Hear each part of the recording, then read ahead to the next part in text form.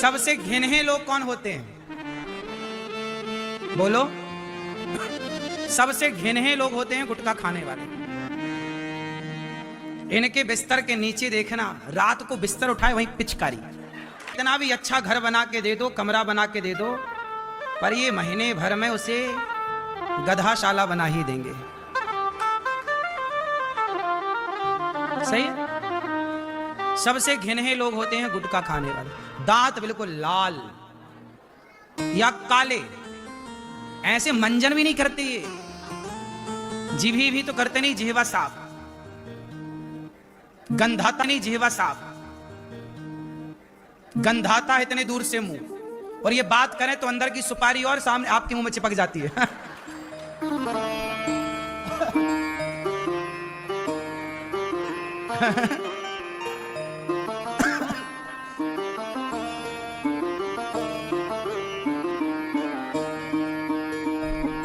Time पे क्या पहन के चलाना पड़ता है उसको क्या बोलते हैं?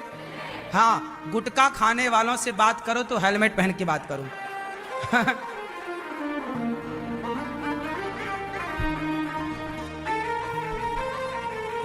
मैया कहाँ चली हेलमेट खरीदने? मैं अभी लाती हूँ हेलमेट। पति खाते हैं गुटखा?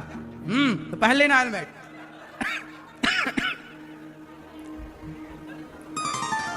हाँ ले आना, अगली बार हम छुड़वाएंगे, अभी तब तक हेलमेट लगाए रखना। तो सबसे घिन्हे लोग होते हैं गुटखा खाने वाले। भगवान ने इतना अच्छा मुंह दिया है, लेकिन लोग अपने मुंह में राम नाम रखें तो अच्छा। मुंह की सुंदरता किससे है? राम नाम रखो, सीताराम सीताराम श्रीमन नारायण। वाणी में क्या हो? भगवान का नाम। अब वाणी में भगवान का नाम होगा तो वाणी सुंदर होगी। इतना अच्छा मुंह दिया भगवान ने, काहे खराब करते हो? जीवन में इतना कमाओ कि स्माइल बनी रहे, तो आज से कौन मेरी बात पर ख्याल रखेगा, ध्यान रखेगा? उतना ही कमाओ साहब। कई बार ना ज्यादा के चक्कर में भी आप परेशान हो जाते हैं। सही है कि गलत है? हमारे एक कहावत है, वो कहावत इस तरह से है, मैं बोलूंगा आप अर्थ बताएंगे। आधी छोड़ पूरी ध्यावे, आधी मिले ना पूरी पावे। अपनी छोड़, जो कमाई थी, जो काम था उसे छोड़, ज्यादा लालच के चक्कर में वो भी छूट गया, लालच के चक्कर में गया, वहां भी कुछ नहीं मिला। इसके लिए एक दोहा भी लिखा गया, मक्खी गुड़ में गड़ी रहे, पंख रहे लिपटाए, हाथ मलहे और सिर धुने, लालच बुरी। जितना दिया है विधाता ने, आपकी मेहनत से जो मिल रहा है बहुत है। थोड़ा रिस्क ले सकते हैं, थोड़ा काम कर सकते हैं, इतना भी नहीं कि आप ज्यादा के चक्कर में सोना भूल जाएं, टेंशन इतनी डिप्रेशन में चले जाएं, इतना भी नहीं। पत्नी के साथ आप हंसें बोलें, बच्चों के साथ थोड़ा समय बिताएं, बच्चों के साथ खेला करो। आप में से कितने पिता ऐसे हैं जो बच्चों के साथ खेलते हैं? आप पिता बन गए टोपी वाले भैया? हैं? अभी नहीं हुई? नहीं हुई, कब करोगे? चलो भगवान करे जल्दी हो जाए और अच्छे 10-12 बच्चे हों। हाँ? बच्चों के संग खेला करो। खेलोगे? बच्चों के साथ खेलो, मां के साथ बैठो, पिता के साथ बातें करो। जितना समय आप दोस्ती यारी में गवाते हो ना, मुझे लगता है कि इतना समय यदि आप अपने परिवार को देंगे तो आप और अच्छी जिंदगी जी पाएंगे, खुश रह पाएंगे। आज क्या है, ये लड़कों का, पुरुषों का बोल रहा हूं, ये पुरुष ना रात के 9 बजे तक दूसरों के साथ बैठते हैं, दोस्तों के साथ, और 9 बजे रात को आते हैं घर। जो समय आप दुनिया को दे रहे हैं कोई फायदा नहीं है, और निंदा चुगली और सुनते सुनाते हो, वो समय अपनी पत्नी को दो।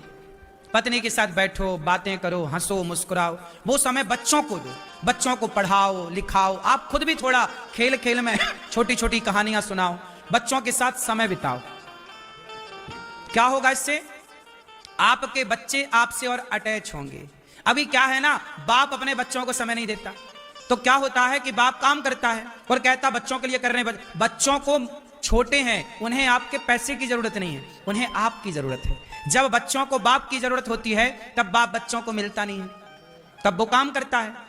और जब आपके पास समय निकला, तब तक बच्चे बड़े होके कमाने निकल गए। तो बच्चे आपको समय ना दे पाए, आप बच्चों को समय ना दे पाए, वो आपको ना समझ पाए, आप उन्हें ना समझ पाए। इसलिए आज भारत में 80% लड़के अपने बाप के दुश्मन हैं। सबसे पहला दुश्मन बेटा किसका बनता है? क्यों पता मैं ये बात आपको? आज भारत में 80% जवान लड़के अपने बाप से नफरत करते हैं। क्यों? पिता ने उन्हें पुत्र माना ही नहीं। अरे बच्चों को लाड़ चाहिए यार, प्यार चाहिए।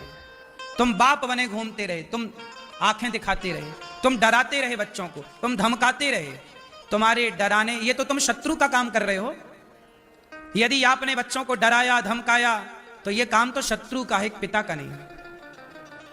पिता का काम है गोद में बिठाकर लाड़ प्यार से उन्हें समझाओ। शिवाजी की मां ने, जीजाबाई ने अपने पुत्र शिवाजी को बचपन में कहानियों के द्वारा ना सिखा पढ़ा करके योद्धा बना दिया। हाँ या ना? बोलो। फिर बाप का मतलब यह नहीं कि तुम बच्चों को केवल डांटो, केवल मारो, केवल ये अधिकार जमाओ कि मैं तेरा बाप हूं, मैं कुछ भी कहूं तुझे करना पड़ेगा। केवल इसलिए बाप नहीं होता। कई बार बच्चों की भी तो सुनो, उनकी तो भावनाओं की कदर करो। बाप अक्सर बच्चों की फीलिंग ना समझ पाने के कारण बच्चे बाद में कहते हैं कि अरे हमारा तो बाप फिर ऐसे ही है। फिर वो आपका दुश्मन बन के खड़ा हो जाएगा आपके सामने, ना सुनेगा। फिर बोलते रहना कि बेटा सुनता नहीं। हम कहते हैं, हम नहीं कहते, देखो हमारे शास्त्र तुम्हारे लिए कितनी बढ़िया बात कहते हैं। पालयेत पंचवर्षाणि, 5 वर्ष तक बच्चों से लाड़ प्यार करो। 10 साल तक बच्चों को थोड़ा आंख दिखाओ, डराओ कि बेटा पढ़ो। जब बच्चे का जूता, जब बच्चे की चप्पल तुम्हारे पांव में फिट आने लग जाए, तो बच्चों को फिर बेटा ना मानकर कंधे पे हाथ रख के बच्चों को दोस्त बना लो, अपना फ्रेंड बना लो, दोस्त की तरह व्यवहार करो। ये एक पिता ऐसे बच्चों की परवरिश करे। देखो ये भी लिखा है पुराणों में, कैसा पिता होना चाहिए। पिता के भी लक्षण हैं। कैसा पुत्र होना चाहिए, पुत्र के भी लक्षण हैं। कैसी मां होनी चाहिए, मां के भी लक्षण। कैसा पति होना चाहिए, पति के लक्षण। कैसी पत्नी होनी चाहिए, पत्नी के लक्षण। शास्त्र ना दर्पण है, सब देख सकते हैं आप शास्त्रों में, सब देख लो। तो जीवन में इतना कमाओ कि आपके होंठों पे क्या बनी रहे। कितने लोग मेरी बात से सहमत हैं? क्या सहमति है